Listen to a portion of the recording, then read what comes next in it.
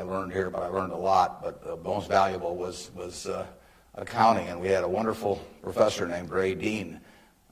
There may even be something named for him down here, isn't there? Yeah, I mean, he was, I'd been to the Wharton School, I went to Columbia Graduate School subsequently, and I took a lot of accounting courses, but by far the best instruction I received in accounting came from Ray Dean, and there's nothing more important. People ask me what they should take in business school, or even if they don't go to business school, what they need to know before getting in business, and I tell them, you have to understand accounting. It's the language. I mean, it's like being in a foreign country without knowing the language if you're in business and you don't understand accounting. So you want to get as comfortable with that as you are with the English language. It's made me a lot of money because I listened to what Ray Dean had to say 53 or 4 years ago, and have been able to understand what I was seeing on pieces of paper, what that told me about businesses, and the limitations of what it told me about businesses. But that's the way we invest.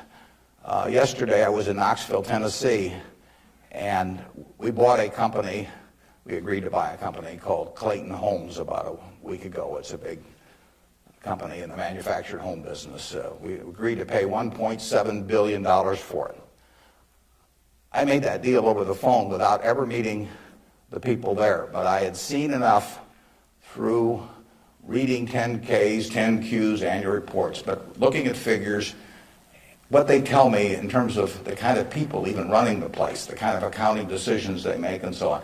I was able to make that $1.7 billion transactions over the phone. Yesterday was the first time I met the people, and their board of directors had actually approved the deal a week earlier. So it's, I couldn't have done that if I hadn't have, had a great time at Ray Dean's class 53 years ago. So if I'm going to tout one thing, aside from this particular leadership class, of course, if I'm going to tout one thing, I would tell you that get comfortable with it.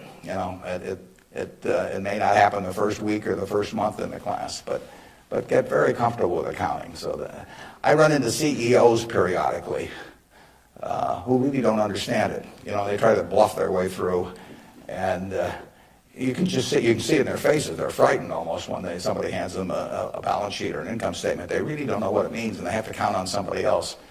And that's something you shouldn't count on. We make all our acquisition decisions ourselves. I mean, we don't call in consultants or anybody. We don't call in investment bankers, much to their disgust. No investment banking fees in the Clayton Homes deal, because it's my responsibility running Berkshire to understand enough about our acquisition decisions to make them based on the numbers that I see and what I see there.